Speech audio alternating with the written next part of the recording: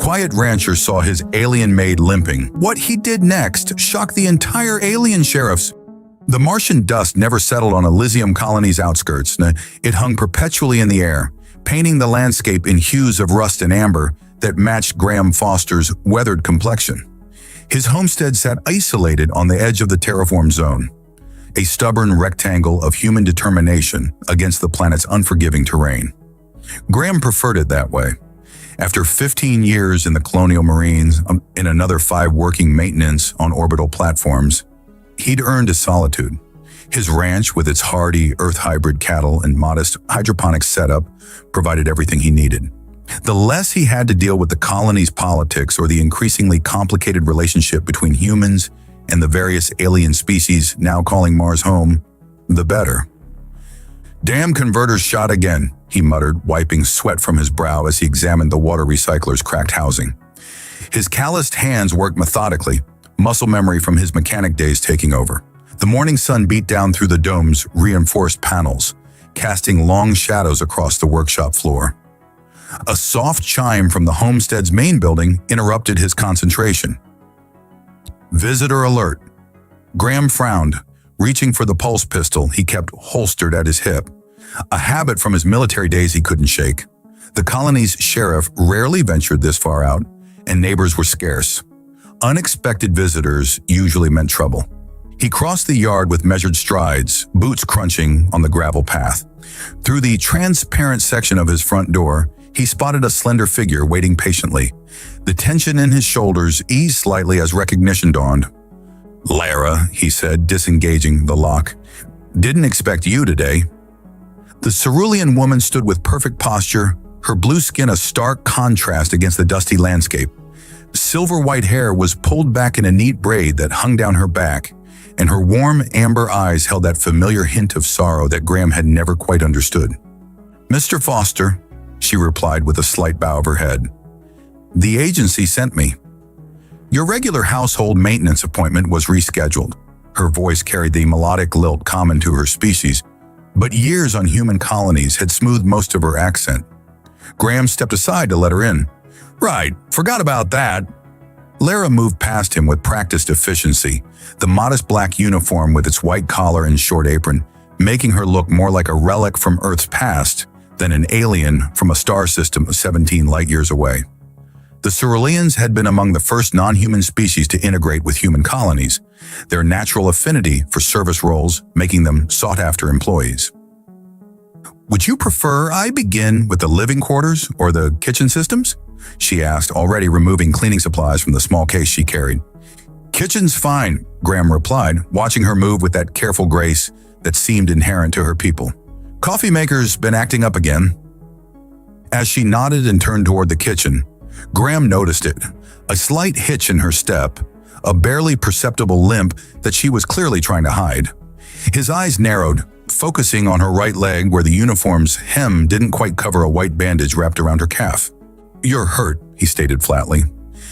Lara froze momentarily before continuing toward the kitchen. "It's nothing, Mr. Foster. A minor injury. It won't affect my work performance." Graham had spent enough time in combat to recognize when someone was downplaying pain. "Didn't ask about your work performance. Asked about your leg." "Please, it's not," she began, but when she turned to face him, something in his expression made her words falter. They'd known each other for nearly 3 years now. The agency had assigned her to his homestead maintenance shortly after he'd established the ranch. At first, their interactions had been strictly professional. She cleaned and maintained his living quarters twice a week. He paid the agency, and they exchanged perhaps a dozen words per visit. But Mars had a way of wearing down formalities. Gradually, those dozen words had become conversations. He'd learned she had a fascination with Earth literature.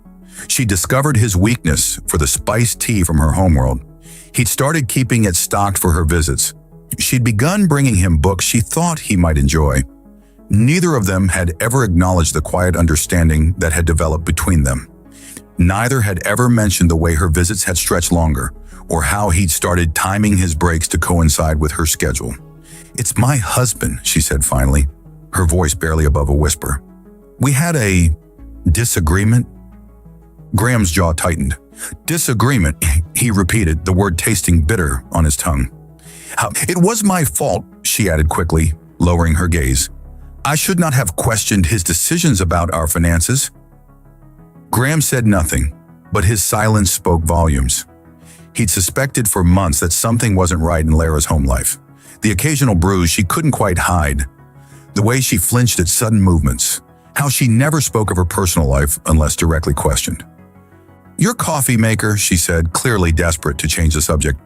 You mentioned it was malfunctioning? Graham studied her for a long moment before nodding slowly. Yeah, right side panel keeps popping open. He watched as she moved to the kitchen, her limp more pronounced now that she'd stopped trying to hide it. Something cold and resolute settled in his chest, a feeling he recognized from his days in the service, right before a difficult decision became suddenly crystal clear.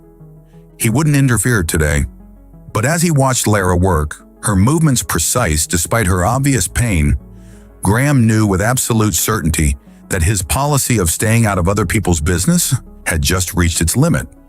The following morning dawned with the characteristic pink haze of a Martian sunrise. Graham had been awake for hours, tinkering with the irrigation system for his small crop of earth vegetables. The work kept his hands busy while his mind churned over Lyra's injury and what it meant. He'd known plenty of men who couldn't keep their fists to themselves, had served with a few, had arrested more during his brief stint as colony security before deciding he preferred cattle to people. The thought of someone hurting Lara made his blood simmer, just below boiling. The perimeter alert chimed, pulling him from his dark thoughts. Someone was approaching the property boundary. Graham wiped his hands on a rag and reached for his binoculars.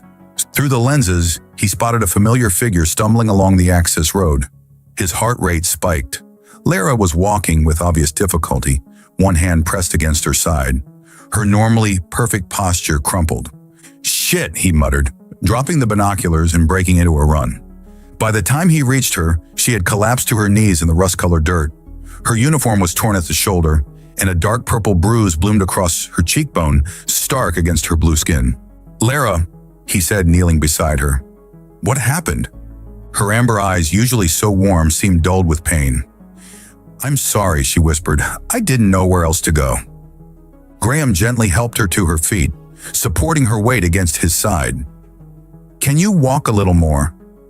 Let's get you inside. She nodded weakly, wincing with each step.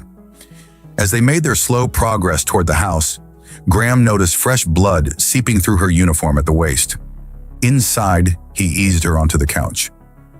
I need to see how bad it is, he said, his voice deliberately calm despite the rage building inside him.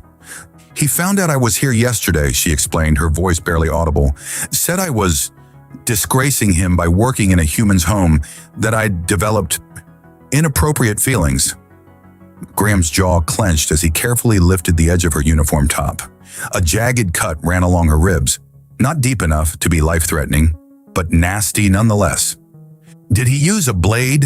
Graham asked, already reaching for the first aid kit he kept in the living room cabinet. Lara shook her head. Broke a glass. Use the edge.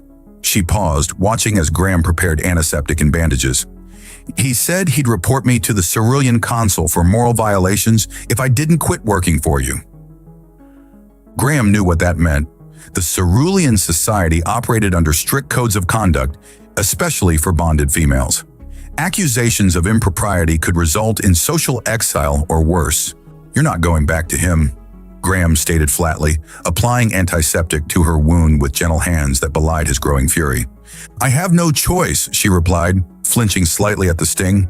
The marriage contract… To hell with the contract, Graham interrupted. He tried to kill you, Lara. Not kill, just teach.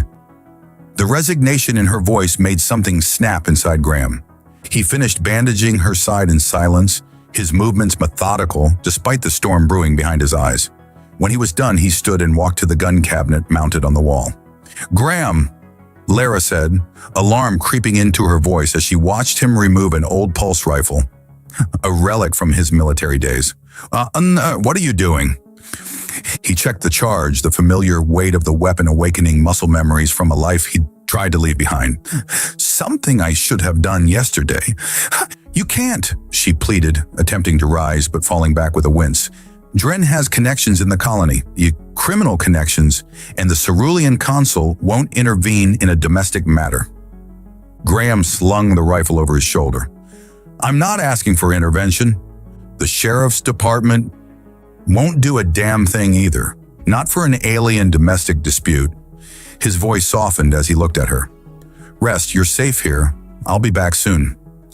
Graham, please, Warren, she called after him, but he was already striding toward the door, his mind made up. The walk to the colony's alien sector took 40 minutes. With each step, Graham's resolve hardened.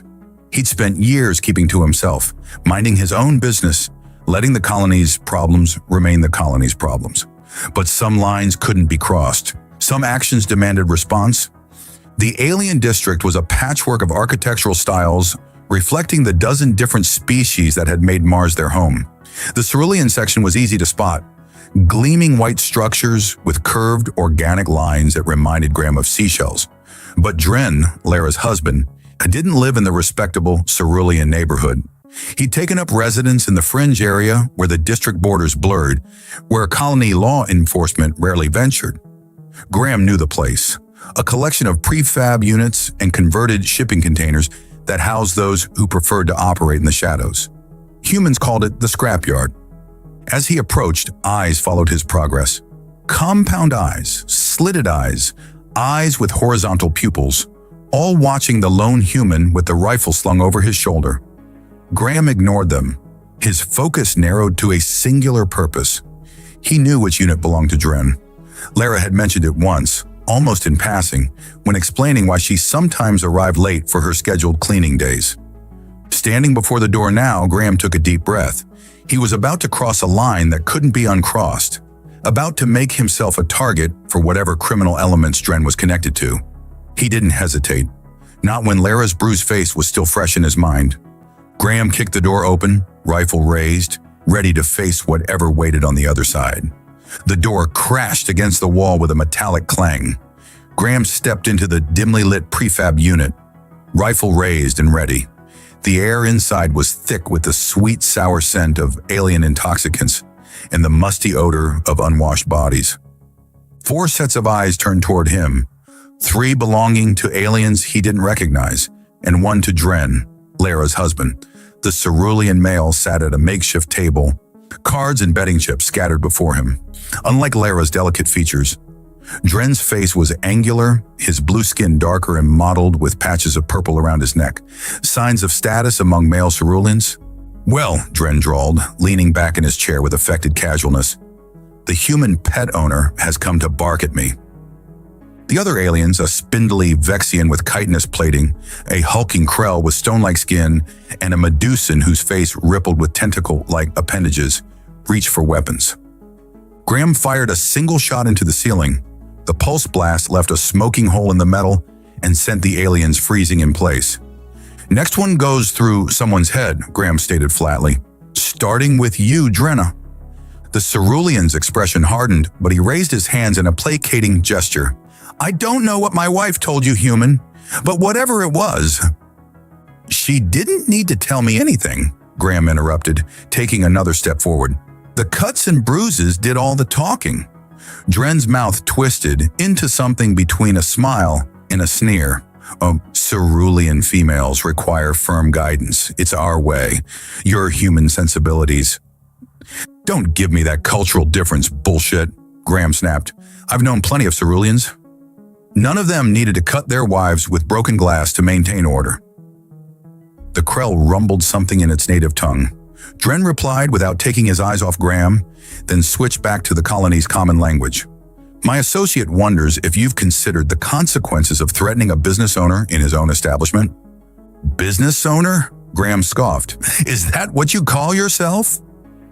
Because from where I'm standing, you look like a 2-bit thug who beats women to feel powerful.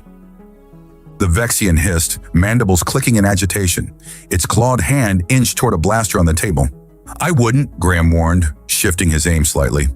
You're outnumbered, human, Dren said, confidence returning to his voice. And even if you manage to kill us all, which I doubt, The authorities will... The door behind Graham slid open again. Everyone's attention shifted as a new figure entered. A tall, broad-shouldered alien with iridescent scales and 4 arms, each bearing a regulation-issue stun baton. Deputy Thrix of the Colony Sheriff's Department. Well, the deputy's voice resonated with a metallic undertone. What have we here?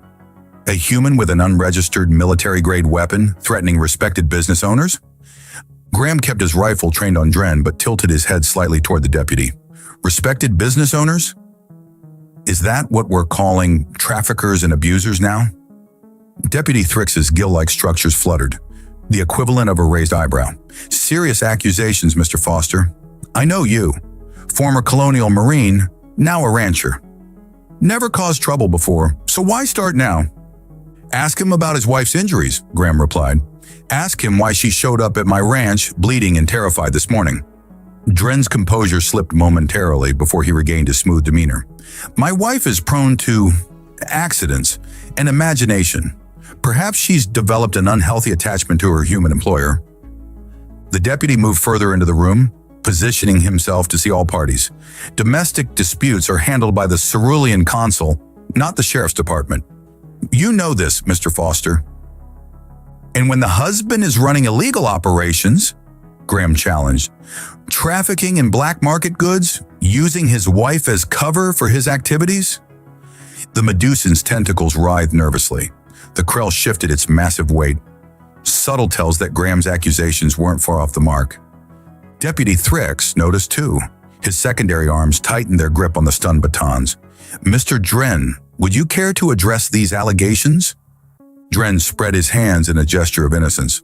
The human is delusional, infatuated with my wife, creating fantasies to justify stealing another man's property. The word property made Graham's finger tighten on the trigger. She's not property. In cerulean law, she is, Dren countered, and I demand her return, along with compensation for emotional damages. Deputy Thrix sighed, a whistling sound through his gill structures. Mr. Foster, lower your weapon. This situation requires diplomatic handling, not human aggression. I'm not leaving without a guarantee of Lara's safety, Graham insisted. You're not in a position to make demands, Thrix replied. You violated multiple colony regulations by bringing that weapon here and threatening citizens. The standoff stretched, tension building with each passing second. Graham knew he was in a precarious position. If he backed down, Lara would suffer. If he escalated, he might end up in a colony detention cell or worse. Then Dren made a critical mistake. He smirked. Listen to the deputy, human, he said, condescension dripping from every word. Return to your dirt farm and forget about my wife. Perhaps I'll even let you keep hiring her services for the right price. Something in Graham snapped, not in a wild, uncontrolled way, but with the cold precision of a soldier making a tactical decision. In one fluid motion, he swung the rifle away from Dren and fired at the table, sending cards and chips flying. Before anyone could react, he'd closed the distance and pressed the hot barrel against Dren's throat. Here's what's going to happen, Graham said, his voice deadly calm. Lara's staying with me. You're going to sign divorce papers according to cerulean custom, and if you ever come near her again, what I do to you will shock even your criminal friends here. Deputy Thrix moved forward, all 4 arms raising batons. Mr. Foster, and you, Graham continued without looking away from Dren, might want to ask yourself why these fine businessmen scattered so quickly when you arrived. Might be worth checking what's in those crates by the back wall. The deputy hesitated, his compound eyes shifting toward the mentioned crates. Dren's confident facade cracked. This isn't over, human. Graham pressed the barrel harder against the alien's throat. For your sake, it better be. Deputy Thrix's compound eyes narrowed, focusing on the crates Graham had indicated. With 2 arms still holding stun batons at the ready, he used his other pair to pry open the nearest container. By the void, the deputy muttered, gill structures flaring in surprise. Graham kept his rifle pressed against Dren's throat, but risked a quick glance. The crate contained dozens of small, pulsing, egg-like objects nestled in protective foam. Even from across the room, Graham recognized them, Nexus embryos, a highly regulated biotech commodity. Possession without proper licensing carried a minimum 20-year sentence in the penal asteroids. Interesting inventory for a respectable businessman, Graham remarked dryly. Dren's associates began edging toward the exit. The Krell moved with surprising speed for its bulk, but Deputy Thrix was faster. A stun baton connected with the stone-like alien's midsection, sending it crashing to the floor with a tremor that shook the entire prefab unit. "Nobody moves!" Thrix barked, his metallic voice reverberating with authority. He tapped his communication implant. "Central, this is Deputy Thrix. I need backup at Sector 7, Unit 23. Illegal contraband and multiple suspects." Dren's composure evaporated completely. "This is a setup. The human planted those." Graham snorted. "Right. I snuck in here before kicking down your door, planted illegal embryos, then confronted you at gunpoint. Makes perfect sense."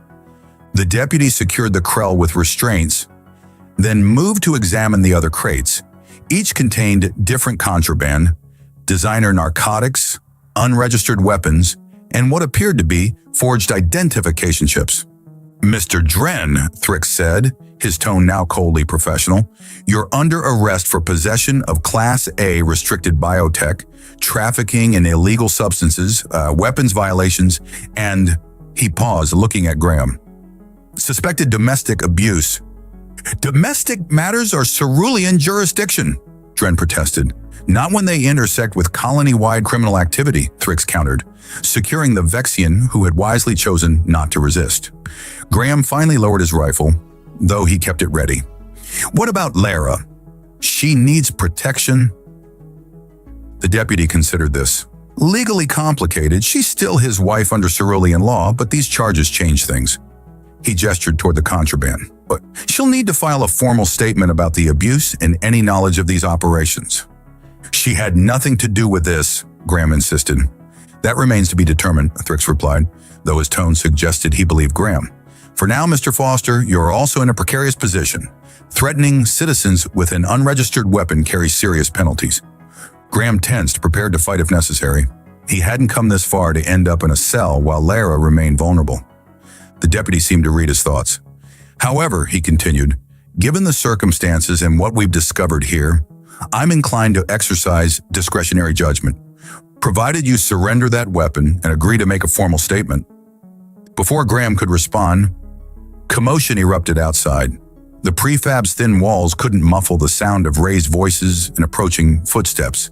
The door slid open again, revealing 3 more deputies and, surprisingly, a small crowd of colony residents, humans and aliens alike, gathered beyond the security perimeter that was being hastily established. "Word travels fast," Thrix observed. One of the new deputies, a human woman with a severe buzz cut, approached. "Sir, we've got a situation developing. News about the raid is spreading through the colony networks. There's quite a crowd gathering." Graham moved to the doorway and was startled by what he saw. At least 30 people had assembled, mostly humans, but also several alien species, including a few ceruleans. They weren't protesting the arrest. They were watching with approval, some even cheering as Dren and his associates were let out in restraints. A burly human miner called out, "That blue bastard's been running contraband for years." About time someone stood up to him. A female cerulean, her silver hair elaborately braided in the traditional style of her homeworld, stepped forward. "Deputy, I wish to file a formal complaint against Dren for trafficking violations involving my sister. She disappeared 3 cycles ago after he offered her employment." Others began shouting similar accusations, creating a cacophony of grievances long suppressed by fear or bureaucratic indifference. Deputy Thrix raised all 4 arms for silence. "All complaints will be properly registered and investigated. For now, please disperse and allow us to secure the scene." As the deputies began processing the suspects and evidence, Graham found himself approached by an older human man he recognized as the owner of the colony's main supply depot. "Foster," the man said gruffly, extending a hand. "Didn't think you had it in you. Been keeping to yourself all these years." Graham shook the offered hand cautiously. "Just handling my business." "Well, your business just did the whole colony a favor. That cerulean scum has been terrorizing folks for too long, especially his own kind." The man lowered his voice. Listen, if you need anything, supplies, equipment, whatever, you come see me. Special rates? Before Graham could respond, more colonists approached with similar sentiments. Word of his confrontation with Dren had spread like wildfire, transforming the quiet rancher into an unlikely hero overnight. Deputy Thrix eventually extracted Graham from the impromptu reception. I still need your statement, Mr. Foster, and we need to discuss the situation with Dren's wife.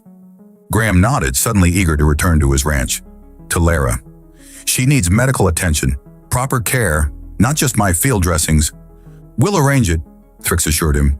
But you should know, this isn't over. Dren has connections beyond this colony, and the Cerulean consul will likely get involved, regardless of the criminal charges. Graham's jaw set in determination. Let them come. I'm done staying quiet. As he was escorted to a deputy's transport vehicle, Graham noticed a group of Cerulean females watching from a distance, their expressions a mixture of awe and disbelief. One whispered to another, who nodded vigorously in response. It seemed the quiet human rancher had indeed shocked not just the sheriff's department, but the entire colony. The ride back to Graham's ranch seemed longer than the journey into the colony. After giving his statement to the sheriff's department and arranging for a medical drone to meet them at the homestead, Graham finally headed home with a lot more on his mind than when he'd left. The sun was beginning its descent toward the Martian horizon, casting long shadows across the dusty landscape. Graham guided his rover over familiar terrain, his thoughts fixed on Lara and what awaited them. As the ranch came into view, relief washed over him. The medical drone had already arrived, hovering near the entrance. More surprising were the two human figures standing on his porch. Ellie Houston, the colony's best trauma medic, and Eric Neal, an old Marine buddy who now works security for the Human Affairs Office. Didn't expect a welcoming committee, Graham said as he approached. Eric grinned, clasping Graham's forearm in a warrior's greeting. Word travels fast, brother, especially when a quiet rancher decides to take on the colony's most notorious alien trafficker. Ellie, a compact woman with efficient movements, was less amused. I've been treating your friend. Those weren't amateur injuries, Graham. She's lucky you intervened when you did. Graham's jaw tightened. How is she? Stable. Cerulean physiology is resilient, but she'll need rest. Ellie's expression softened slightly. She's been asking for you. Inside, and Graham found Lara resting on his couch, her injuries properly treated and bandaged. The medical drone hovered nearby, monitoring her vitals. When she saw him, her amber eyes brightened, and she attempted to sit up. Easy, Graham said, moving quickly to her side. Doc says you need rest. You came back, Lara said softly, as if she hadn't quite believed he would. Of course I did. He took her hand, surprised by his own boldness but unwilling to let go. Her skin felt cooler than a human's, with a subtle texture like fine suede. Eric cleared his throat from the doorway. I'll give you folks some privacy. But Graham, we need to talk soon. The Cerulean consul is on his way from the capital. This situation's getting complicated. After Eric and Ellie departed, promising to return the next day, a strange silence fell over the homestead. For 3 years, Lara had come and gone from this place as an employee. Now everything had changed. I heard what you did, she said finally. The whole colony is talking about it. Graham shrugged, uncomfortable with the attention. Dren had it coming. No one has ever stood up for a Cerulean female like that, Lara continued, her voice tinged with wonder. Especially not against a male of status. It's, not our way. Maybe your way needs changing, Graham replied, then immediately regretted his bluntness. I'm sorry. I shouldn't judge your culture. To his surprise, Lara smiled, a real smile that transformed her face and made his heart stutter. Perhaps you're right. Many Ceruleans believe so, but change comes slowly. She hesitated.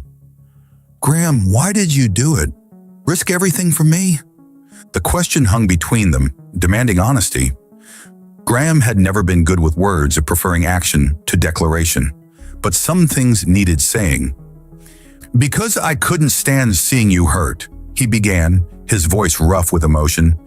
Because every time you walked through that door, this place felt more like home. Because He paused, searching for the right words. Because somewhere along the way, you became important to me. More important than staying out of trouble. Lara's eyes glistened with unshed tears. She reached up, her blue fingers tracing the line of his jaw with a tenderness that made his breath catch. On Cerulean, we have a saying, the heart knows no star charts. It means feelings don't follow prescribed routes. Graham caught her hand, pressing it against his cheek. Is that what this is? Feelings. I think you know it is, she whispered. The moment stretched between them, charged with possibilities. Graham leaned forward slowly, giving her time to pull away if she wished. She didn't. Their lips met in a tentative kiss that quickly deepened. Years of unspoken longing finally finding expression. When they parted, both slightly breathless, Lara's blue skin had darkened with what Graham recognized as the cerulean equivalent of a blush. I wanted to do that for a very long time, he admitted. As have I, she replied, her fingers now entwined with his. But there are things you should know. Cerulean bonding is different from human relationships. Graham smiled. I'm willing to learn. That night they talked for hours. Lara explained cerulean customs, the complex social structures that had kept her trapped in her marriage to Dren. Graham shared stories from his past, the real reasons he'd left Earth, the nightmares that sometimes still woke him. As the Martian moons rose outside, they discovered each other in ways that transcended physical intimacy, although that came too naturally and tenderly, a bridge between their different worlds. Morning found them together, Graham's arm protectively around Lara as she slept against his chest. The soft chime of the perimeter alert woke him. Carefully disentangling himself, he checked the security feed. A sleek official vehicle had stopped at his property boundary. Even without magnification, Graham recognized the insignia of the Cerulean consulate. Lara, he said gently, waking her, we have company. She sat up, wincing slightly at her still healing injuries. When she saw the monitor, her expression grew solemn. The consul himself. This is unprecedented. Graham reached for his shirt. Whatever happens, we face it together. Lara caught his hand, her amber eyes meeting his with newfound determination. Together, she agreed. As they prepared to meet their visitor, Graham realized how drastically his life had changed in just a few days.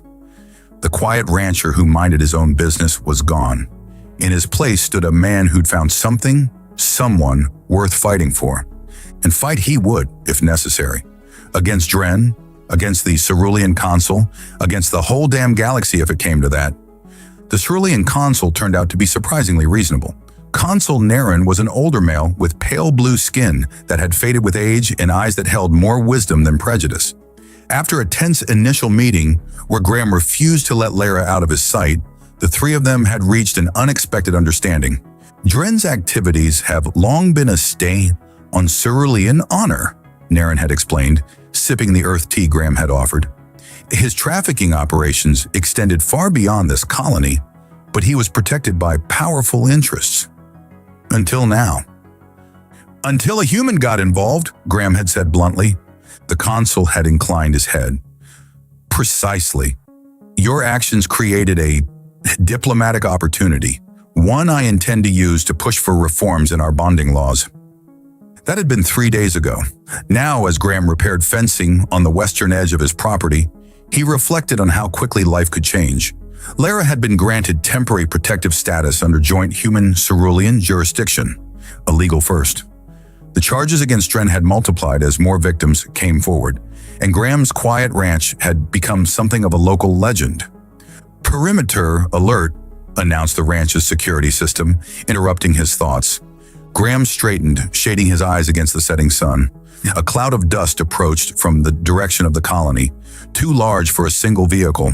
His combat instincts, dormant for years, suddenly snapped to attention. Lara, he called over the comm unit, we've got company. Multiple vehicles. Her voice came back immediately, tense but controlled. I see them on the monitors, at least 4 ground transports. Graham was already moving, covering the distance to the house with long strides. Get the emergency protocols running. I'll be there in 2 minutes. By the time he reached the main building, Lara had activated the ranch's defensive systems, modest protections he'd installed years ago out of old military paranoia rather than any expected threat. Energy signatures are masked, she reported, her fingers dancing over the security console with surprising expertise. But thermal imaging shows approximately 20 individuals approaching. Graham checked the weapons locker, quickly arming himself with a pulse rifle and sidearm. Any official markers? None. These aren't sheriff's vehicles. Lara's voice faltered slightly. Graham, one of the thermal signatures matches cerulean physiology. Their eyes met, understanding passing between them without words. Dren, Graham said grimly. How could he escape custody? Lara asked, her hands trembling slightly before she steadied them. Money. Connections. Take your pick. Graham handed her a small blaster. You remember how to use this? She nodded, accepting the weapon with determination that would have surprised him a week ago. The timid housekeeper was gone, replaced by a woman who discovered her own strength. I called for help, she said, but the nearest sheriff's patrol is 20 minutes out. Graham checked the monitors again. The vehicles had stopped just beyond effective weapons range. Figures were disembarking, taking strategic positions. They're not here to talk, he observed. Lara moved closer to him, her shoulder brushing his arm. I'm sorry I brought this trouble to you. Graham turned to her, cupping her face in his calloused hand. Don't ever apologize for that. These past few days with you, they've been worth whatever comes next. Her amber eyes softened. Among my people, it takes years to form a proper bond. But with you, it feels like we've always been connected. Maybe we have been, Graham said, leaning down to kiss her briefly. Just took us a while to notice. The security system chimed again. Incoming transmission, it announced. Graham activated the comm. A familiar blue face appeared on the screen, purple markings more pronounced than Graham remembered, a sign of agitation in male ceruleans. Human, Dren snarled, all pretense of civility gone. You've taken what belongs to me. Lara doesn't belong to anyone, Graham replied evenly. Dren's laugh was cold. Such human sentimentality. My wife is my property under cerulean law. Regardless of what that fool Naren says, I've come to reclaim her and to teach you the price of interfering in alien affairs. You're trespassing on private property, Graham stated. Leave now, or I'll consider this an attack. Oh, it is most definitely an attack, Dren replied. My associates are quite eager to meet the human who disrupted our operations. They've traveled from 3 systems away for the privilege. The transmission cut abruptly. Moments later, the first energy blast struck the ranch's defensive shield, causing the lights to flicker. Shield at 90%, the system reported. Graham moved to the window, assessing their options. The attackers were well armed and had positioned themselves with tactical precision. This wasn't a hasty revenge mission. It was a planned assault. They'll try to drain the shields, then move in, he said, military training taking over. We need to thin their numbers before that happens. Lara joined him at the window. The irrigation trenches on the S side provide cover almost to their position. Graham glanced at her with newfound appreciation. You noticed that? A small smile touched her lips. I've been studying your ranch for 3 years, Graham. I notice everything about you. The intimacy of her statement hit him harder than any energy blast could. In the midst of danger, facing impossible odds, Graham felt a surge of something he hadn't experienced in years.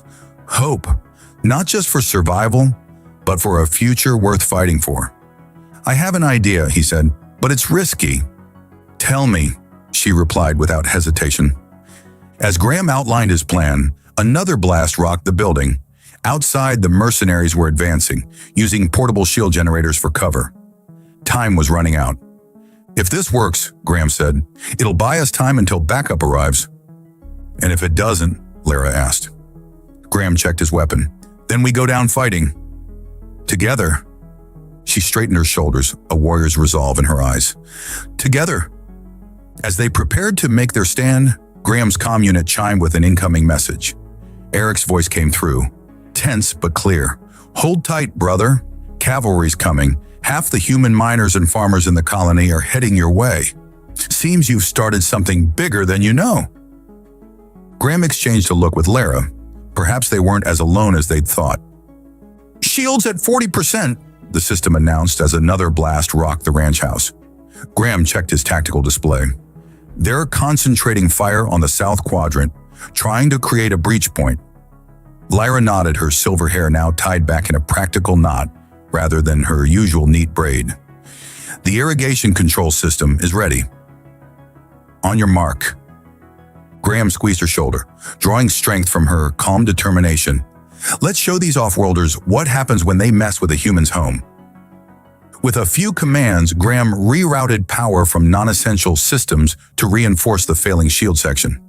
Then he activated the ranch's irrigation network, but not for its intended purpose. The underground pipes are strategically positioned throughout his property suddenly vented high-pressure steam through concealed ports, creating a billowing cloud that engulfed the eastern approach. Confused shouts echoed from the mercenaries as visibility dropped to zero. Graham used the distraction to slip out through a maintenance hatch, Lara following close behind. They moved with practiced coordination, as if they'd fought side by side for years instead of days. 8 hostiles in the eastern sector, Graham whispered, reading thermal signatures through his tactical visor. I'll take the 4 on the left. You circle around and flank the others. Lara nodded, her amber eyes gleaming with fierce resolve. The timid housekeeper was gone completely now, replaced by a warrior who moved with surprising grace through the battlefield Graham's ranch had become. Using the irrigation trenches for cover, Graham advanced on the first group of mercenaries, a mix of Vexians and what appeared to be Krell muscle. Their confusion in the steam cloud gave him the advantage. 3 quick shots from his pulse rifle left them stunned and incapacitated. The 4th, a particularly large Krell, proved more resilient, charging through the steam with a roar. Graham rolled aside, the alien's massive fist striking dirt where he'd been standing. As the Krell recovered, Graham swept its legs with a combat move he hadn't used in years.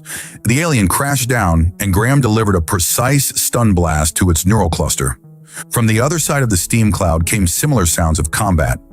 Lara was holding her own, her smaller size and knowledge of cerulean pressure points proving effective against opponents who underestimated her. Graham, her voice called out suddenly. Dren is heading for the house. Through the thinning steam, Graham spotted the cerulean male moving with 2 heavily armed guards toward the ranch house's main entrance. If they breached the weakened shields there, fall back to position 2, Graham ordered, already moving to intercept.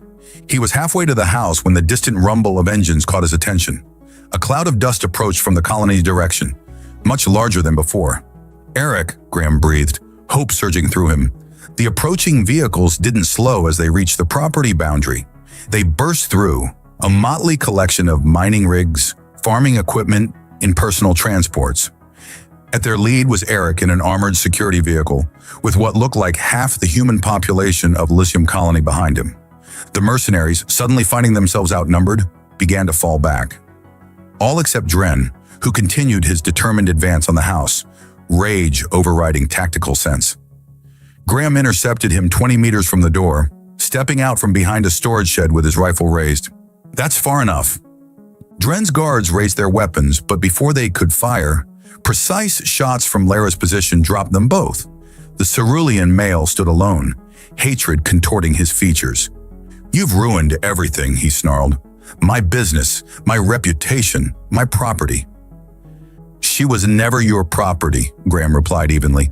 That's something you aliens never understood about us humans. We don't tolerate that kind of thinking, no matter what color your skin is or what planet you're from. Dren's hand moved to a concealed weapon. You think you've won? The cerulean hierarchy will never recognize your claim on her. She'll be declared outcast, stripped of all rights. Is that what you want for her? Before Graham could respond, the sound of approaching footsteps made them both turn. Consul Naren was walking toward them, accompanied by Deputy Thrix and several other officials. Actually, the consul said, his aged voice carrying surprising authority, the hierarchy has already ruled on this matter. As of this morning, Lara has been granted independent status under the Interspecies Protection Act, and you, Dren, have been stripped of all rank and privilege. Dren's face contorted with rage. With a howl, he drew his weapon and fired, not at Graham but at Lara, who had emerged from cover. Graham moved without thinking, throwing himself into the path of the energy blast. Pain seared through his shoulder as he fell, but he managed to return fire. His shot caught Drent square in the chest, sending the cerulean crumpling to the ground. Then everything was noise and motion, colonists rushing forward, deputies securing the fallen mercenaries, Lara kneeling beside him with tears in her amber eyes. "You stupid, brave human," she whispered, pressing her hand to his wound. "Why would you do that?" Graham managed a pained smile. Seemed like the thing to do at the time. The next hours passed in a blur of medical treatment, official statements, and the gradual restoration of order. By nightfall, Graham sat on his porch, shoulder bandaged but otherwise intact, watching as the last of the sheriff's vehicles departed. Beside him, Lara rested her head against his good shoulder, her warmth a comfort against the cooling Martian evening. "The consul says Dren will survive," she said quietly. "He'll face trial for trafficking, assault, and attempted murder." "Good," Graham replied. "Justice is better than revenge." They sat in comfortable silence for a moment, watching the stars emerge above the dome's transparent sections. "What happens now?" Lara finally asked. Graham turned to face her, taking her blue hands in his weathered ones. Now we figure out what this is between us, without anyone else's rules or expectations." Her amber eyes shimmered in the twilight. "I already know what it is for me, Graham Foster. I love you. In the human way, not the cerulean way of arranged bonds and obligations." The simple declaration hit Graham with more force than any weapon could. He leaned forward, pressing his forehead against hers in an intimate gesture they'd shared during their night together. "I love you too," he said, the words coming easier than he'd expected. Enough to face down an army of alien mercenaries, apparently. Her laughter was like music, the quiet rancher who shocked the entire sheriff's department. "And then some," Graham agreed, pulling her closer. "Though I'm thinking I might not be so quiet anymore. Not with you around." 6 months later, the ranch had transformed. New buildings had sprung up alongside the original homestead, housing for the mixed group of humans and aliens who'd sought refuge there after word of Graham's stand spread throughout the colony. What had begun as one man's defense of a woman he loved had evolved into something larger, a sanctuary where interspecies couples could live free from the restrictive customs of their respective cultures. Graham and Lara stood on their porch, watching as the community gathered for the evening meal, a tradition they'd started when the first refugees arrived. Her hand rested comfortably in his, her silver wedding band, a human custom she'd enthusiastically embraced, catching the light of the setting sun. "Did you ever think it would turn out like this?" she asked, gesturing to the thriving community before them. Graham shook his head, still sometimes amazed by how his life had changed. "Never. I came to Mars to be left alone. And instead you started a revolution," Lara said with a smile, leaning up to kiss him. "No," Graham corrected, returning her kiss with tender passion. "We started a revolution. Together." As they joined their friends for dinner, Graham reflected that some lines were worth crossing, some battles worth fighting, and sometimes a quiet rancher with a rifle could indeed change the world, especially with the right woman by his side,